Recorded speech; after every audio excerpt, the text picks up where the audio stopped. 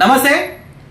నేడు తుంగతుర్తి మాజీ శాసనసభ్యులు గాదర్ కిషోర్ కుమార్ సూర్యాపేట జిల్లా కేంద్రంలో బీఆర్ఎస్ పార్టీ ముఖ్య కార్యకర్తల సమావేశంలో తెలంగాణ ముఖ్యమంత్రి వర్యులు రేవంత్ రెడ్డి గారి మీద అత్యంత తీవ్రమైన అభ్యంతరకర వ్యాఖ్యలు చేశారు.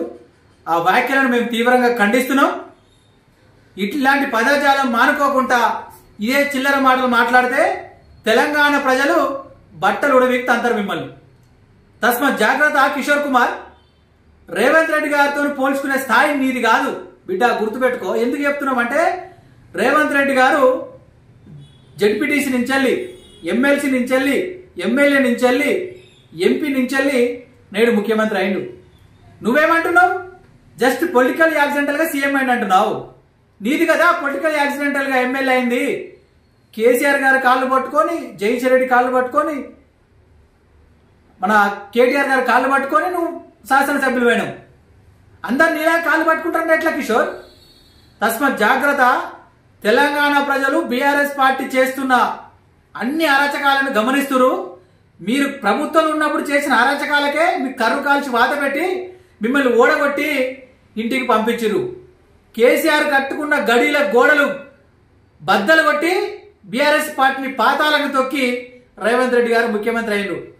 అవుపడట్లే వారి పాలన దక్షత. మహిళలకు ఉచిత బస్సు ప్రయాణం ఇచ్చిండు, 200 యూనిట్ల కరెంట్ ఇచ్చిండు, 500 రూపాయల సిలిండర్ ఇచ్చిండు, 25,000 కోట్ల రైతు రుణమాఫీ చేసిండు. అర్థమైతలే?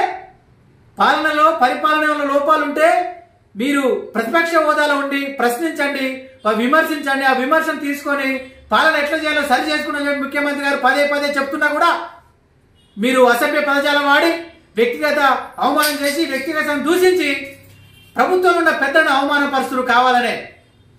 కేటీఆర్ గారు మీరు ఒక వర్కింగ్ ప్రెసిడెంట్ స్థాయిలో ఉండి, మాజీ మంత్రి స్థాయిలో ఉండి ఒక ముఖ్యమంత్రి గారిని తిడుతుంటే అక్కడ ఉన్న లీడర్లంతా దాన్ని ఎంజాయ్మెంట్ చేసుకుని సప్పట్లు కొడతారు.